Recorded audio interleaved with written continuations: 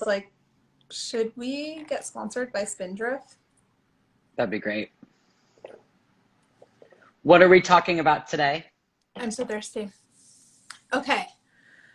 Hello and welcome, everyone. I just am fresh out of the shower. Bradshaw's rushing me, even though I just taught 2 classes in a row and parked my car and finally got into my apartment. Hi, Megan. Hi, Today, Megan. today we're going to talk about choosing a 200-hour teacher training. I know that we have our own training, and we will talk about that, but we're going to tell stories about how we chose our training, what that was like, and then we'll give tips for choosing one. So Bradshaw, why don't you start? Tell us about, I want to know what led you to take a teacher training, and then also how you came about the program that you wound up choosing.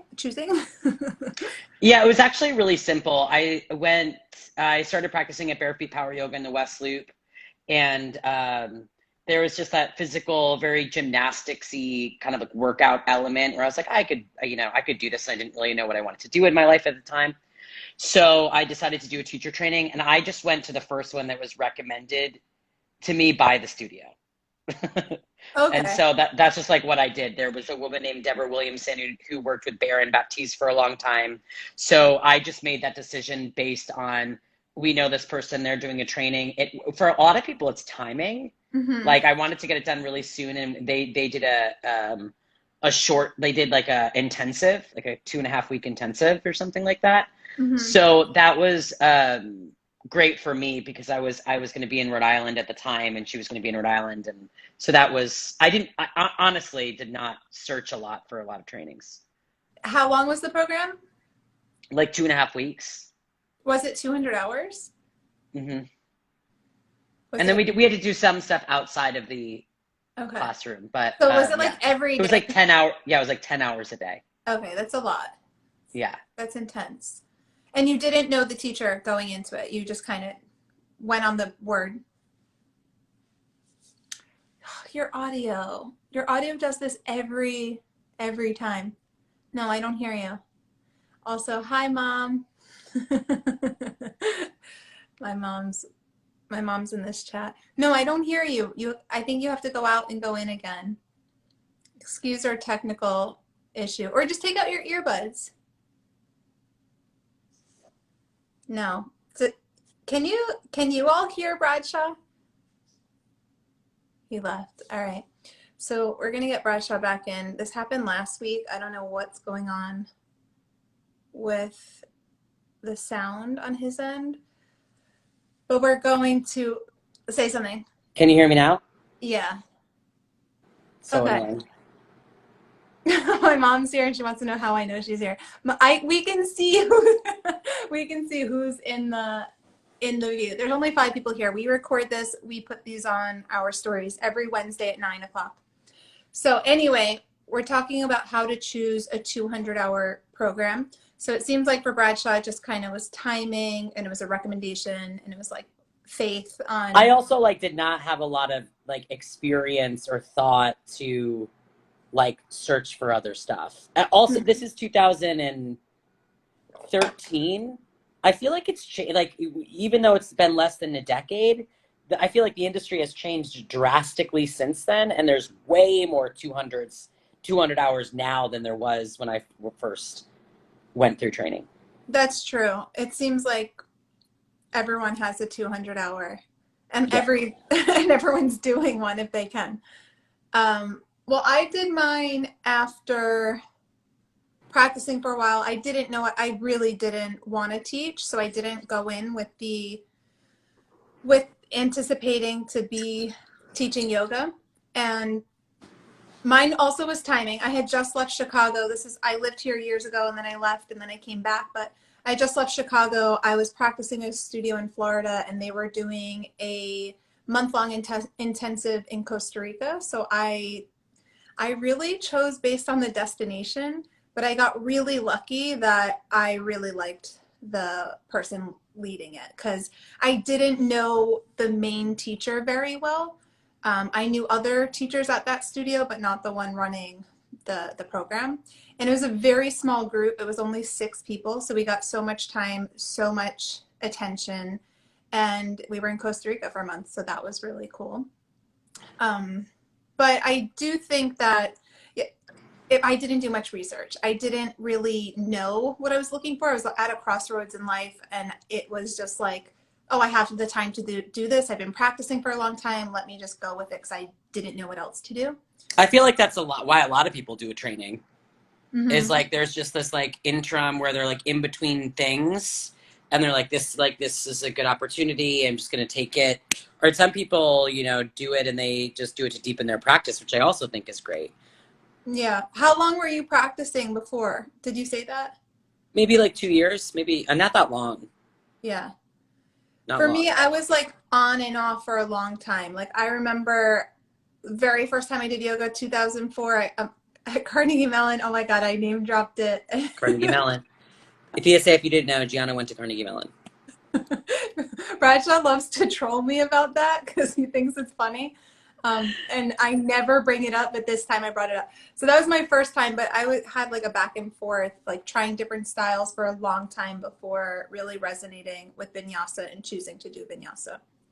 So if you're like me, you might have been practicing for a really long time, and it might just be like with you might want to do a training without the intention to teach. You just there's like no other avenue to just deepen your studies of yoga besides 200 hours. So I felt like I was like funneled in through that door because I didn't ever see this happening. Sometimes I'm like, how did I get here? How am I talking? How am I talking in front of people?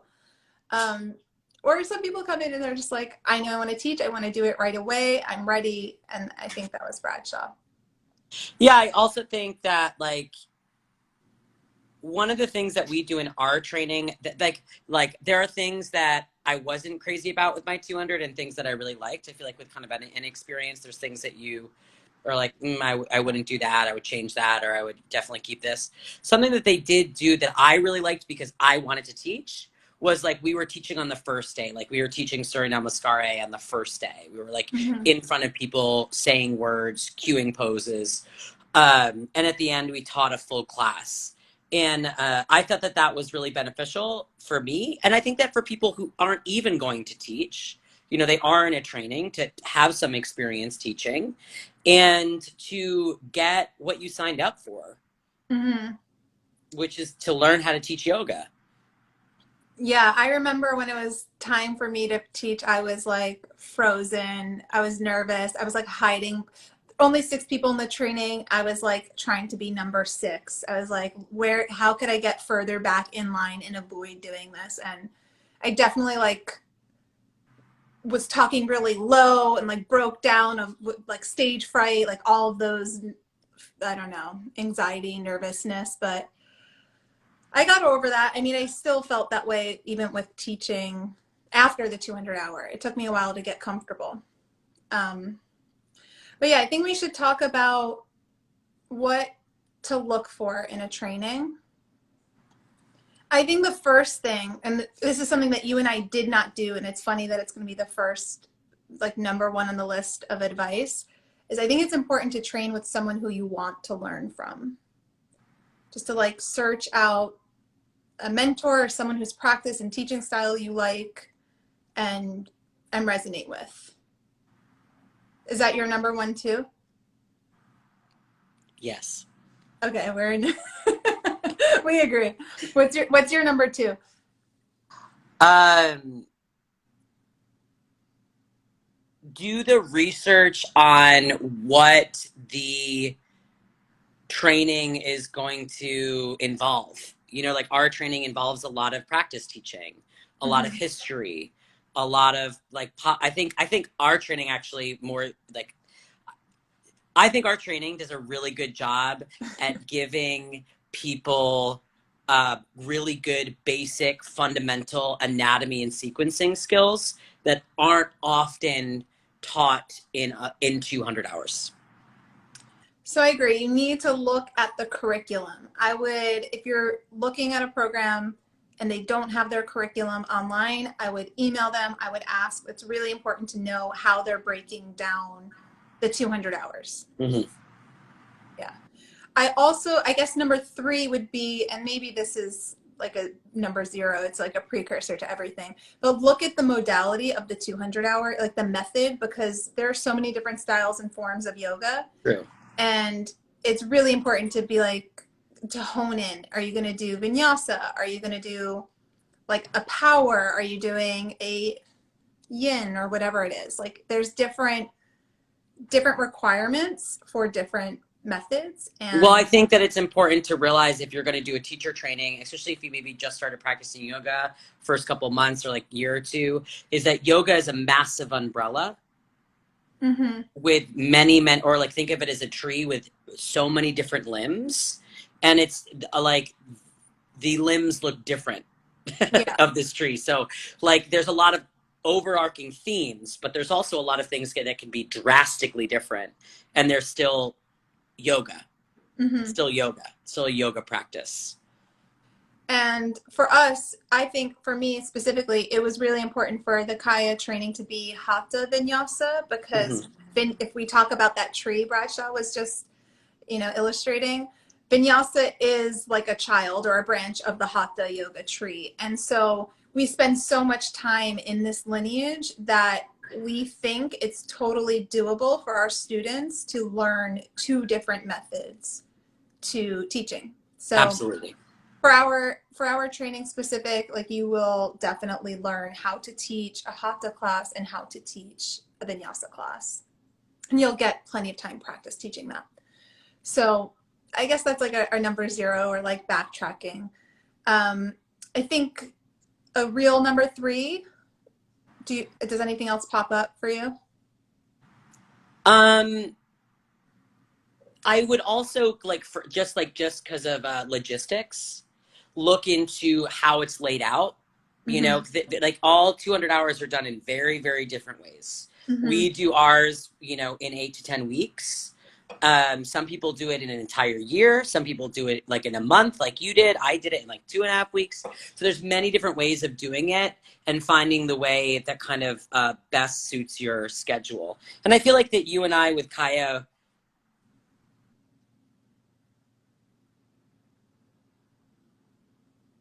Is Bradshaw frozen? I know we've only got 1 viewer, but if Bradshaw's frozen, can you give me like a thumbs up? Am I frozen, or is just Bradshaw frozen?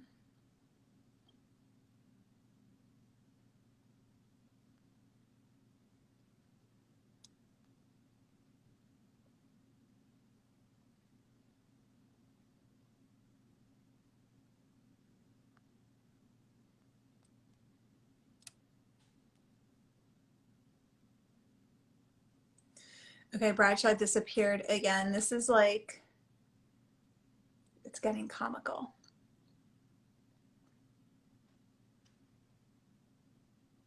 Okay, Molly. We're waiting for Bradshaw. Hello, hello.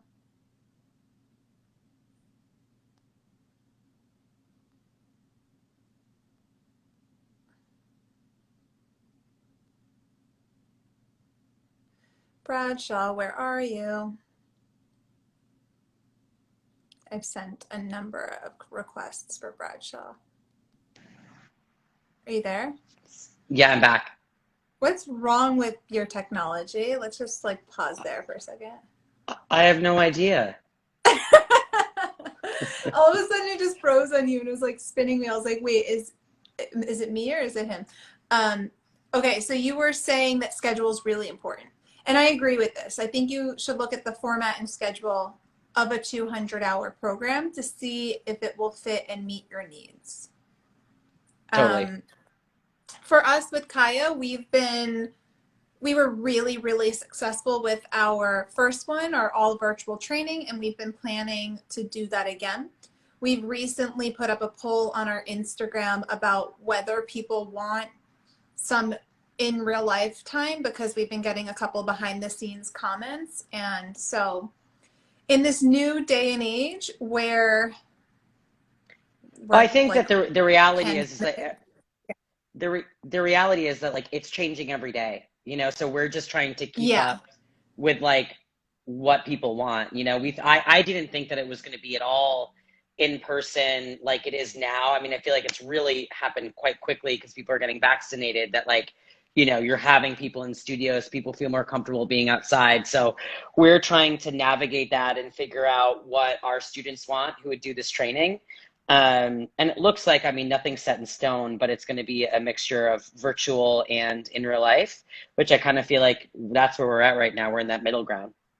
Yeah. So we'll see. Stay tuned for announcements. We will really take time to think about this and make sure that we are keeping those who are on board and those interested their preferences in mind, because yeah, things are just changing so quickly and we want to move with the changes. But I do want to We want to say go with the flow. We want to go with the flow. we want to go with the flow, like vinyasa flow. You ever um, heard of it? ever heard of vinyasa? You ever heard of But vinyasa flow? I wanted to talk about virtual training versus in real life, because I think there is so much good that came out of going virtual, that more than I anticipated. And so if you are looking at trainings and you're hesitant about a virtual training, I would look at the format of how that's going to be. Is it going to be all pre-recorded? Do you get time with the teacher? What is the breakdown? What's the percentage of each? I think doing a good mixture works, but I think more live time is really helpful for that immediate feedback. Well, But there's a having, couple, yeah, sorry, I was just going to say there's a couple things that's great about virtual. One is it's recorded. So if you miss something, you have a great platform. You can go online, you can watch the video. I have really bad ADD. I know that's probably shocking to many of you, but so I will go to trainings and not like, I won't retain anything. And I'm like, oh, I can't remember what they said. The fact that you can go back and watch the content for months after it's recorded is so beneficial. And it yeah, I also can gave us the, attest. Go on. It gave us what? well, it gave us the ability to meet some great students that aren't based in Chicago. That's true. So you can have a broader reach also, because you're not bound by that location.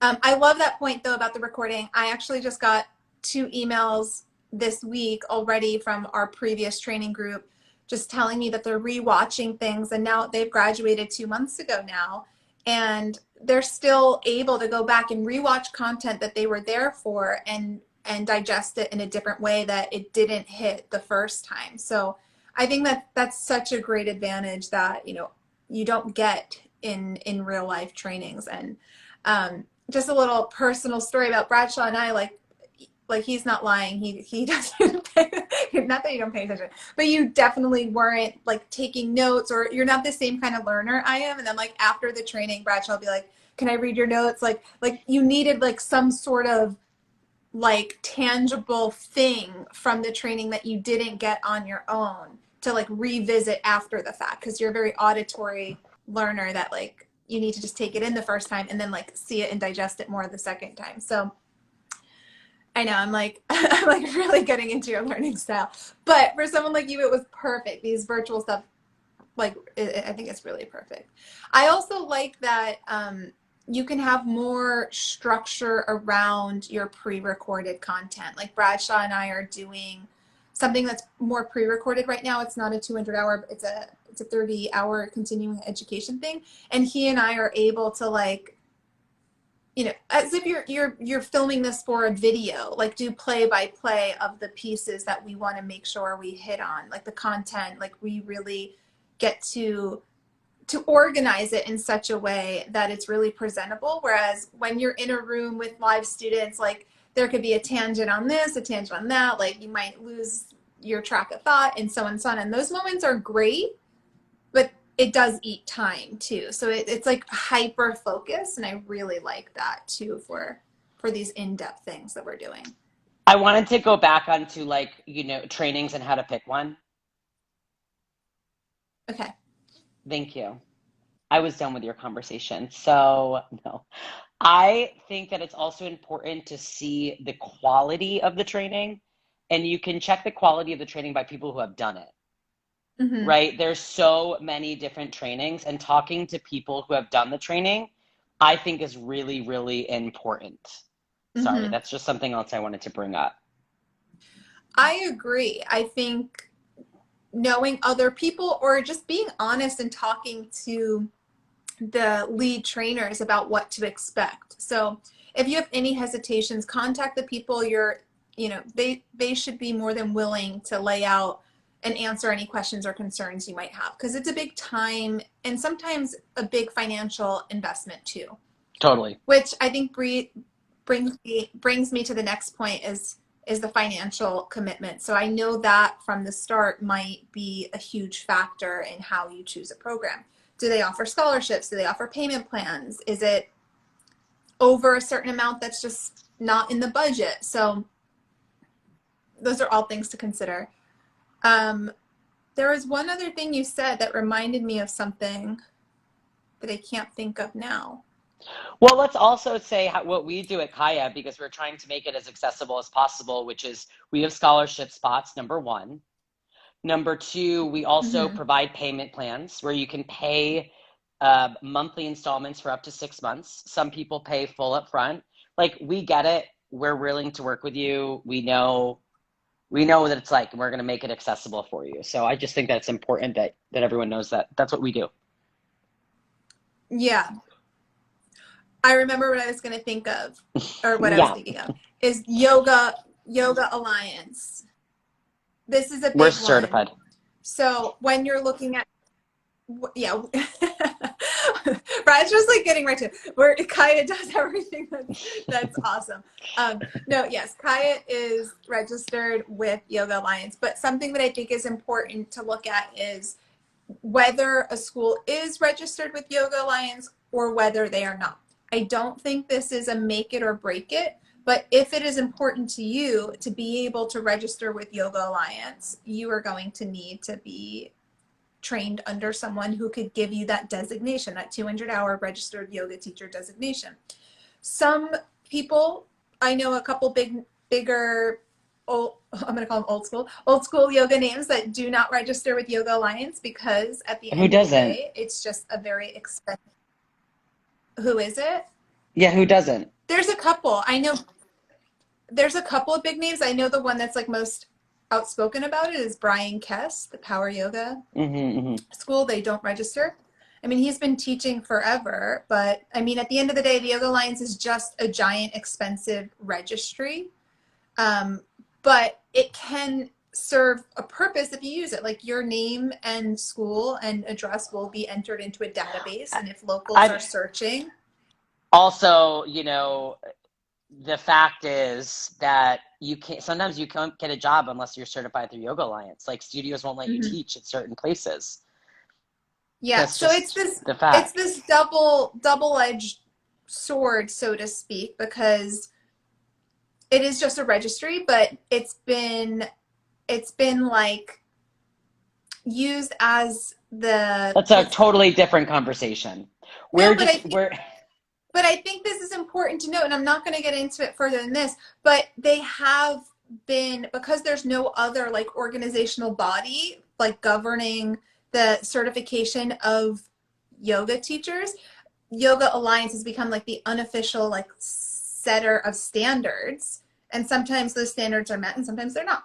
So you can look at the reviews on Yoga Alliance, which is a really big thing, and you can register with Yoga Alliance. So we won't go into all the other details about whether it's successful or not successful. You can do all that research, but that is something to factor into your decision just making. know that Giana and I and C.A.Y.A Yoga are very successful. Okay. I'm like giving all these points or like really broad like advice, and Brad just like, C.A.Y.A does this, C.A.Y.A does that. Well, I'm proud of our training. Good Our choice. training is really, really, What's the word? Perfect. our training is really awesome. I'm Proud of it. obviously biased, but besides my 200-hour, I've done more. Bradshaw and I have done a 300-hour together with Jason Crandall, and I've done another 300-hour with Janet Stone. And so I've been through enough trainings to know what resonated with me, what didn't. And that just actually made me think of something else. I would look into the size of the training. I think that this was a really big thing I learned with taking one of those trainings I just mentioned. There gets to a certain point where there's actually such thing as too many people. And then you get lost in the shuffle. And so I personally think anything over like for a 200 hour, I think 500 hours could be a little bit bigger, but I think for a 200 hour, anything over like 30 people gets to be a lot. Yeah. Do Yeah, you, do totally. you think that, what do you think's like the maximum number, a 200 hour, where you can get like individualized attention? I think 20 is probably like around 20, unless you have more than two. Like if you have five facilitators, maybe it's a little easier to have more people. But if it's only two, like there's only two of us, I think 20 is like, Yeah. I think one person, 15 or less, two people, 20 is a great number. 30 would hmm be maximum. hmm Um, but it all depends. So totally. it depends how attentive your teachers are. I'm very attentive. I'll talk forever. So on that note, should we should we wrap this up? We'll bullet point these lines for you. So when you're looking for a yoga teacher training, first know the method, the style of yoga you want to train in. Then find someone whose teaching style you resonate with, someone you respect and want to learn from. 3, schedule is super important. So does it work for you? Is it an intensive? Like, how is this going to play out? Can you give it your time, energy, and attention? 4, I would say price and payment structures, all of that. That's going to be a huge factor. 6, how big is it? Will you get attention? Will you get everything you need? And 7, which this is not in a hierarchical order now that I'm remembering, but look at the curriculum, ask questions, make sure you're learning all the things that you want to be learning. So those are the 7 major points, not in hierarchical order because my memory doesn't work that way. But if you have any questions about this video, we'll leave it here. Bradshaw and I run a perfect training. So if you are interested in, in knowing more about C.A.Y.A, visit our website. We really love teaching and we love our students and we love talking about it. So that's that. Do you have Bye, anything to G. add, Bradshaw, before we sign off? Do our training. It's a blast. Love you to pieces. Are you proud of me for being succinct? Kind of. Okay, you need to get new Wi-Fi if anyone's ever going to do a virtual training with you. Okay, love you. Bye. I love you too. Bye.